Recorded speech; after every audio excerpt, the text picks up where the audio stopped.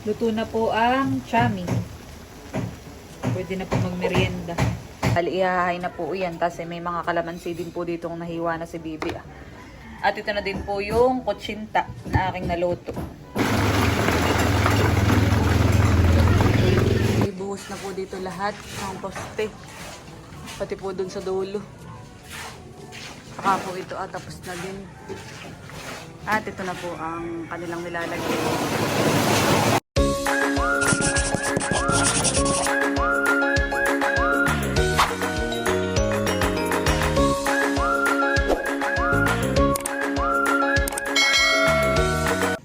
Hello po mga kadilag, magandang araw po at welcome back sa aming YouTube channel. So for today's vlog ay kagigising ko lang po. At yan, ngayon po ay hindi na umuulan dito sa amin. Sana po ay magtuloy-tuloy nang makapasok na po yung mga magtatrabaho. Ayan, naganda-ganda na po ang panahon mga kadilag at narerito na po yung mga nagtatrabaho. Simula na po silang magtrabaho at ako po ay narerito na sa kusina. Magluluto na po ako ng merienda. Ang aking pong lulutuin ay chami at saka kutsinta. Ang una ko pong nire-ready ay itong sa kutsinta. Ito po ay titimplahan na lang. Okay na po itong kutsinta mixture. Sasalin ko na lang po dito sa takaan. Isasalang.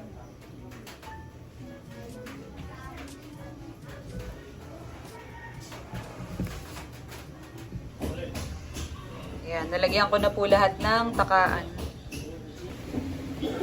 At akin na pong i-steam. Habang nakasalang po yung kutsinta ay ire-ready ko na din po itong mga gagamitin na sangkap sa pagluluto po ng chami. Babaltan ko na po itong mga gulay at iba pang rekado mga kadilag.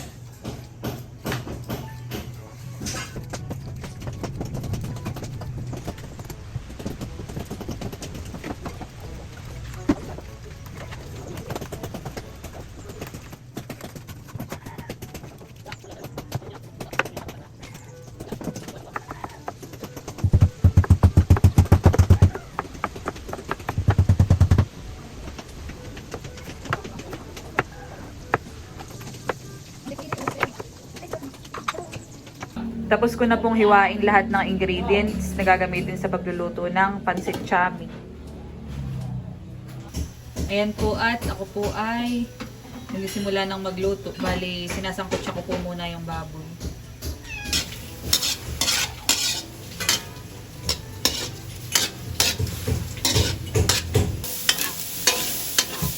Ayan po at nagsimula ng mag-brown yung baboy. Aray! Lagyan ko po ng kaunting mantika.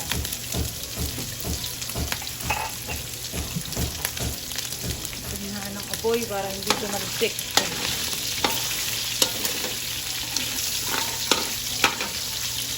Igigilid muna. Ngayon po ay ilalagay ko na yung bawang.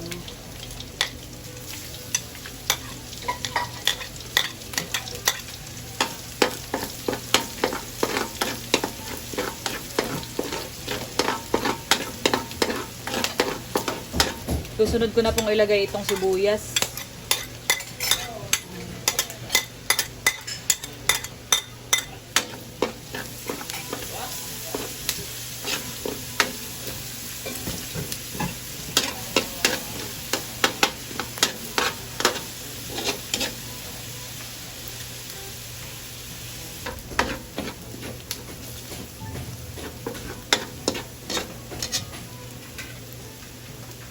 Susunod ko na pong ilagay itong kikiam.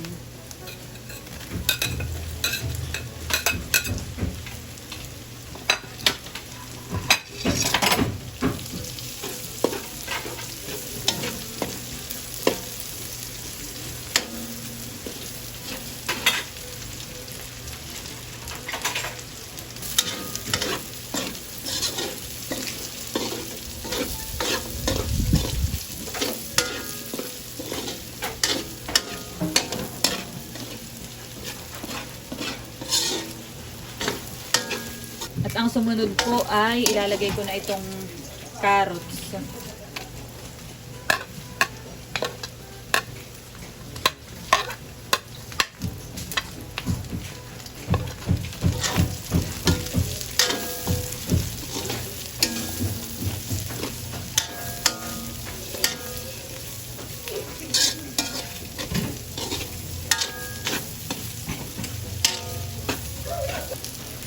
Lalagay ko na din po itong sayote.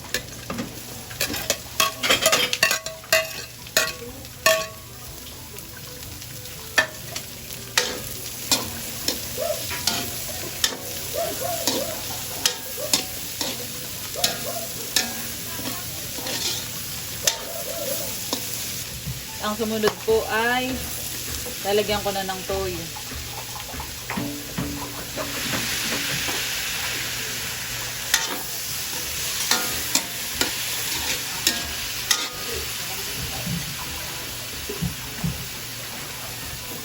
Lalagyan ko na din po ng tubig.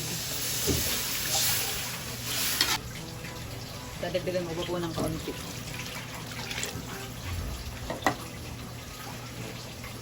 Lalagyan ko na din po yan ng paminta.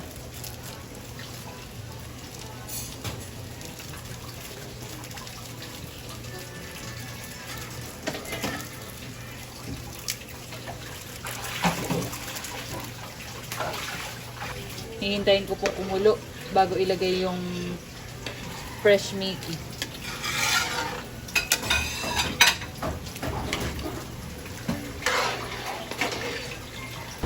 Lalagyan ko din po yan ng asin. A few inches later. Ayan, at kumukulo na po yung pong tubig. Lalagay ko na din po itong Mickey. Kulo ng mga kadilag.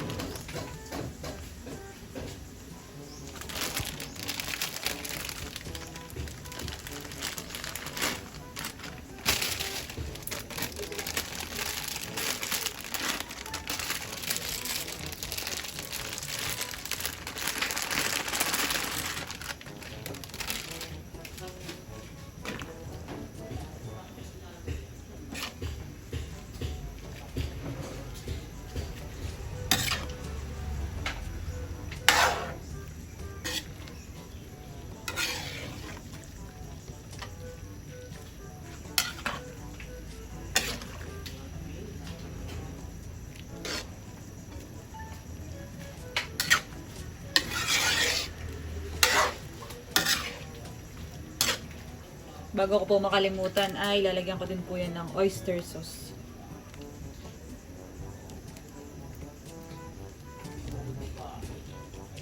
Yung palasa po. Lalagyan ko din po ng asukal.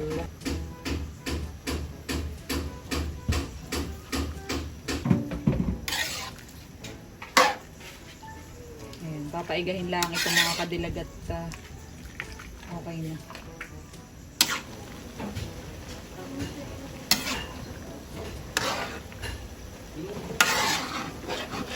Chami, chami.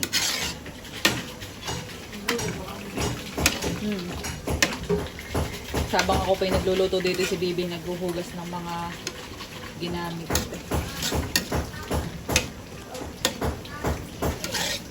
Ayan po, at malapit na itong maiga.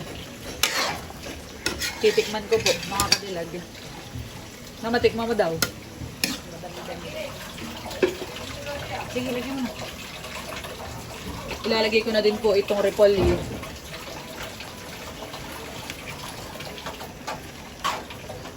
Dahil paiga na siya. Ayan. Nahalo na po ni Mama.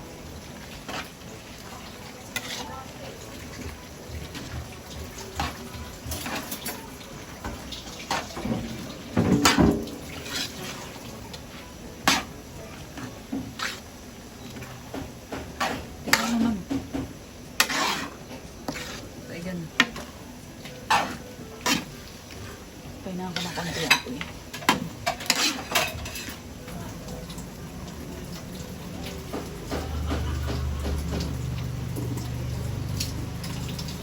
Tinitikman na po ni Mama.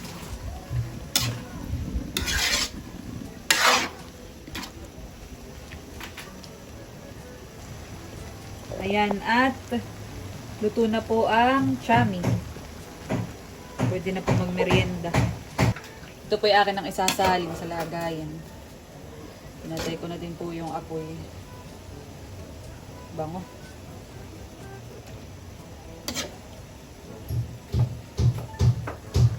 Tamang Tama-tama din po at mag-aalas 10 na.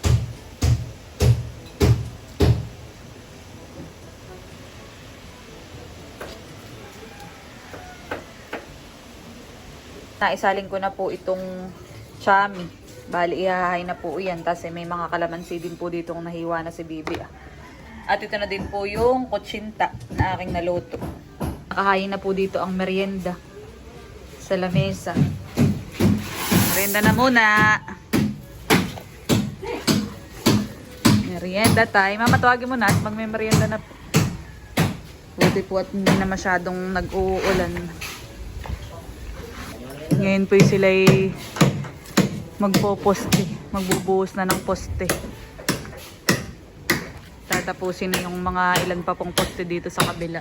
Hindi ako po ay magme-merienda din dahil hindi pa ako nag-aagahan. Sila po ay nagme-merienda na doon. Kain po tayo ng chami.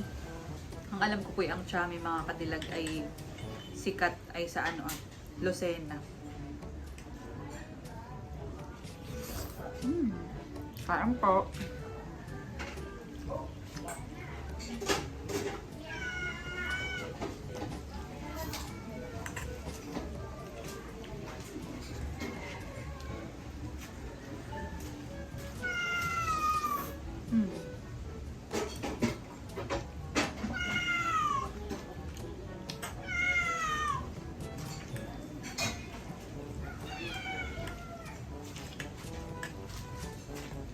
Maganda yung nabili kong fresh Mickey. At maano hindi siya yung lasbog.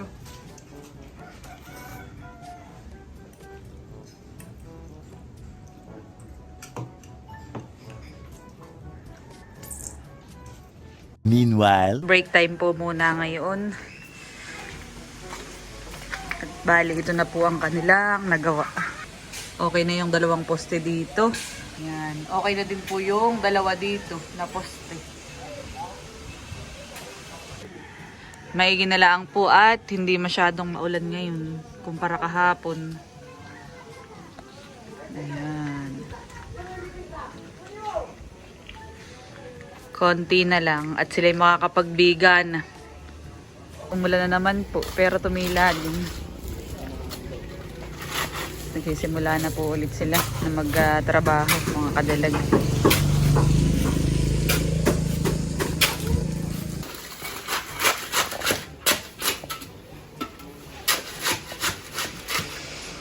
Na po ang binubuhusan nila. Sa may Kalatatay, malapit.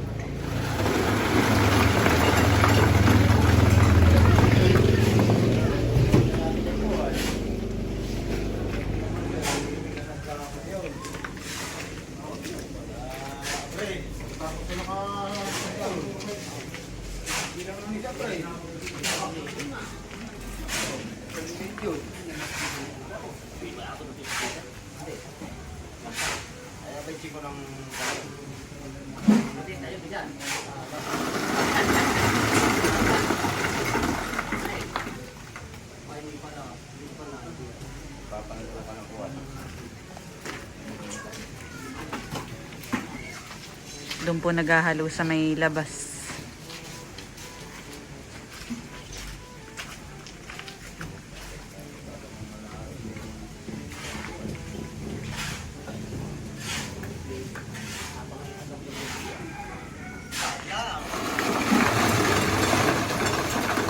Yan, dito na po sa gitna.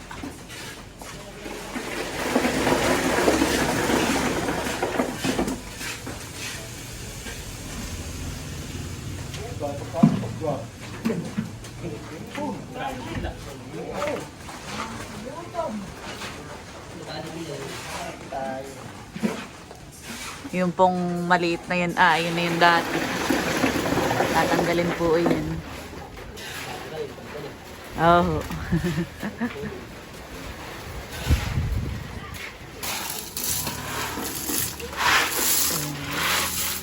Naghahalo pa rin po dito. Bali, ang nilalagay mga kadilag doon sa poste ay buhangin, tapos ay yung crusher, yung pong bato. Yung parang graba na magkakasukat. May buhos na po dito lahat ng poste. Pati po dun sa dulo. Saka po ito tapos na din. At ito na po ang kanilang nilalagay. Tamang-tama din po at mag-aalas 4 na. Ay, ito na lang po yung huling lalagyan.